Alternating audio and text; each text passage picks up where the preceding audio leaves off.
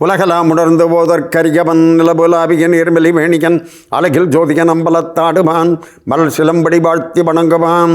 அன்பிற்கினிய Sun TV நேயர்கள் அனைவருக்கும் வணக்கமும் நல்வாழ்த்துக்களும்.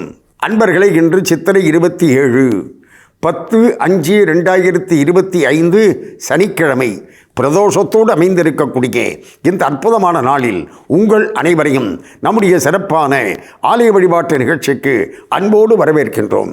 இன்றைக்கு பிரதோஷம் என்ற காரணத்தால் நமக்கு உடனடியாக அருள் செய்யக்கூடிய அற்புத தெய்வமாக இருக்கக்கூடிய ஆதம்பாக்கத்தில் அருள்பாலிக்கக்கூடிய ஸ்ரீ ஆவுடை நாயகி அம்பாள் சமேத நந்தீஸ்வரர் ஆலயத்தை இன்றைக்கு நாம் தரிசிக்க இருக்கின்றோம்.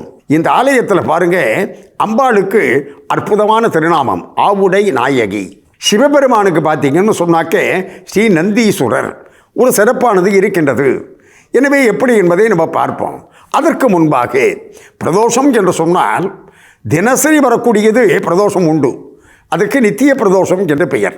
அதாவது சாயந்தரம் 4:30 மணிலேருந்து 6:30 மணி வரைக்கும் இருக்கக்கூடிய நேரம் இருக்கின்றதல்லவா, அதற்கு நித்திய பிரதோஷம் என்று பெயர். அதே போல பட்ச பிரதோஷம் என்று, பட்சம் என்று சொன்னால் கிருஷ்ணபட்சம் சுக்லபட்சம் என்று, தேய்பிரை வளர்பிறை என்று, அந்த தேய்பிரை வளர்பிறையில் வரக்கூடிய அந்த பிரதோஷம் இருக்கின்றதல்லவா, அதற்கு பட்ச பிரதோஷம் என்று பெயர்.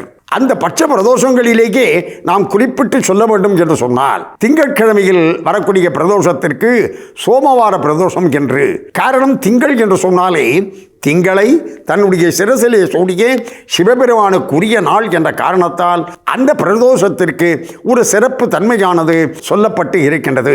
அதற்கடுத்ததாக சனிக்கிழமை, அந்த சனிக்கிழமைக்கு ஏன் அப்படி சனி பிரதோஷம் என்றும் அதிலும் குறிப்பாக சனி மகா பிரதோஷம் என்றும் குறிப்பிட்டு சொல்கின்றார்கள்.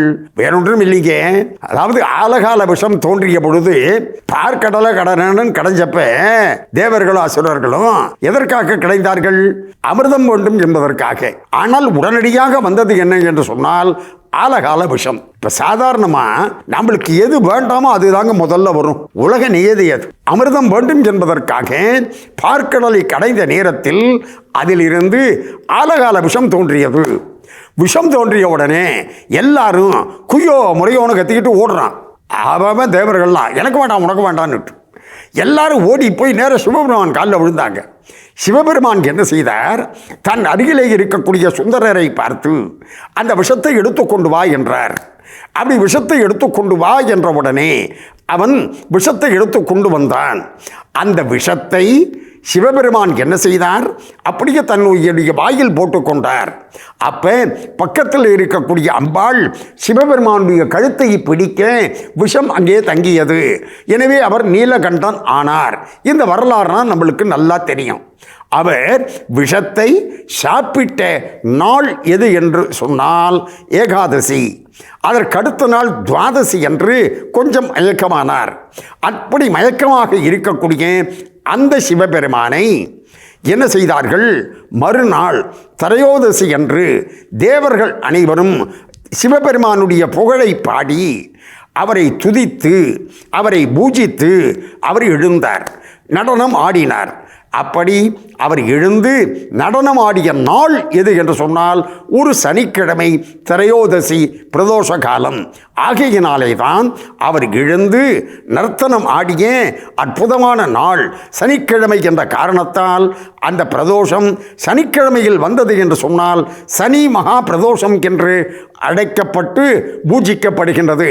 அப்படிப்பட்ட அற்புதமான சனி பிரதோஷமாக இருக்கக்கூடிய இந்த நாளில் நாம் நம்முடைய சென்னை ஆதம்பாக்கத்தில் அருள்பாலித்து வரக்கூடிய ஆவுடை நாயகி அம்பாள் சமேத நந்தீஸ்வரர் ஆலயத்தை தரிசிப்போம் வாருங்கள். சனி பிரதோஷத்தை முன்னிட்டு இன்றைய தினம் நம்முடைய சென்னை ஆதம்பாக்கத்தில் அருள்பாலித்து வரக்கூடிய நந்தீஸ்வரர் ஆலயத்தை தரிசித்துக் கொண்டு இருக்கின்றோம். இந்த ஆலயத்தில் நந்தியம்பெருமானுக்கும் சிறப்பு வழிபாடு. அதுக்கு காரணம் இருக்கின்றது. அதாவது இந்த பகுதியில் பிரிங்கி முனிவர் அருகிலே இருக்கக்கூடிய மலை, அதன் மீது அமர்ந்து சிவனை நோக்கி தவம் செய்தார். அந்த பிரிங்கி முனிவர் தவம் செய்த காரணத்தினாலே தான் அந்த மலை பிரிங்கி மலை என்று அழைக்கப்பட்டது. நம்ம தான் எல்லாத்தையும் மாற்றிடுவோமே, அந்த மாதிரி பிரிங்கி மலை என்று அழைக்கப்பட்ட மலையை பரங்கி மலைன்னு நம்ம மாற்றிவிட்டோம். அந்த பிரிங்கிமலையில் தமிழ் செய்த முனிவருக்கு அருகிலே இருக்கக்கூடியது தானே இந்த இறைவன் என்ன செய்தார்? காளையின் வடிவத்தில், நந்தியின் வடிவத்தில் சிவன் அவருக்கு காட்சி கொடுத்தார். ஆகையினாலே தான் இந்த சிவபெருமான் நந்தீஸ்வரர் என்று அழைக்கப்படுகின்றார். அதாவது அந்த பிரிங்கி முனிவர் தான் கையில் ஒரு கமண்டலம், அதாவது கிண்டி வைத்திருந்தார். அதை வைத்தார் ஒரு இடத்துல. அதுதான் இன்றைக்கும் கிண்டி என்று அழைக்கப்படுகின்றது. அதாவது ஒவ்வொரு ஊருக்கும் ஒரு பெயருக்கு ஒரு காரணமானது இருக்கின்றது. இப்படி இந்த ஆதம்பாக்கம் என்று இந்த ஊருக்கு ஏன் பெயர் வந்தது? ஆதனி என்று சொல்லக்கூடிய சோழ மன்னன், அந்த மன்னன் இந்த பகுதியில் ஆட்சி செய்தான் குறுநில மன்னனாக. அந்த ஆதனி என்று சொல்லக்கூடிய மன்னன் ஆட்சி செய்த காரணத்தால் ஆதனி பாக்கம் என்று அழைக்கப்பட்டது. இப்பொழுது ஆதம்பாக்கம் என்று அழைக்கப்படுகின்றது.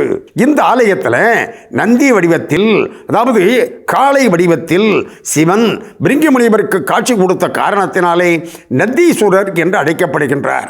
சிவபெருமானை அழகாக மகாகவி பாரதி குறிப்பிடுகின்ற பொழுது மாடாகி நின்ற மூர்த்தி என்று குறிப்பிட்டார்.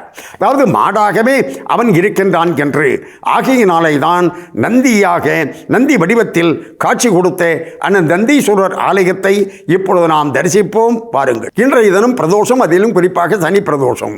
அந்த பிரதோஷம் என்று சொல்கிற நேரத்தில் அந்த பிரதோஷத்திற்கு இருக்கக்கூடிய மகிமை, அந்த பிரதோஷ மகிமை என்று சொல்லக்கூடிய அற்புதமான நூலில் சொல்லப்பட்டு இருப்பது என்ன என்று சொன்னால், யாராவது ஒருவர் 120 பிரதோஷம் தரிசனம் செய்தார் என்று சொன்னால் அவருக்கு மறுபிறவி கிடையாது என்று குறிப்பிடப்பட்டு இருக்கின்றது. பாருங்க, எவ்வளவு அற்புதமான ஒரு தோஷங்களை போக்கக்கூடிய அற்புதமான ஒரு வைபவம் தான் பிரதோஷ வைபவம்.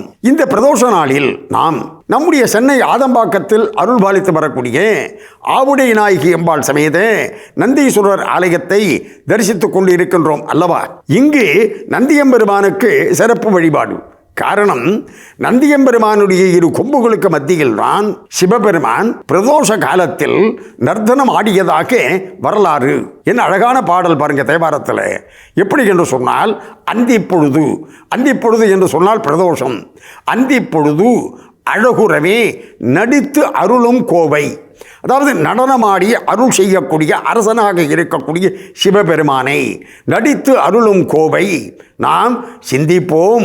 அந்த சிவ சிந்தனையில் இருப்போம். அவனுடைய கமலத்தாளும், அதாவது அவனுடைய திருவடி தாமரையையும் தோளும் சிந்திப்போம். சிந்திச்சா என்ன ஆகும்? நம் வினைகள் சிந்திப்போம். அதாவது என்னுடைய பாவங்கள் அனைத்தும் ஓடிவிடும் என்று குறிப்பிடுகின்றார் அல்லவா? எனவே தோஷங்களை எல்லாம் போக்கக்கூடியது பிரதோஷ வழிபாடு. இந்த ஆலயத்தில் பார்த்தீங்கன்னு சொன்னாக்க அவரவர்கள் என்ன பிரார்த்தனையோடு இருக்கின்றார்களோ, என்ன ஒரு பிரார்த்தனையாக இருந்தாலும் அந்த மனக்குறை நீங்குவதற்காக அவர்கள் என்ன செய்ய வேண்டும்? 2 ரோஜா மாலைகள் வாங்கி கொண்டு வந்து ஒன்றை சிவபெருமானுக்கு அணிவித்து மற்றொன்றை இந்த அம்பாளுக்கு அணிவித்து அதற்கு பிறகு இந்த ஆலயத்தை பிரதட்சணமாக வர வேண்டும். 3 முறை பலம் வர வேண்டும்.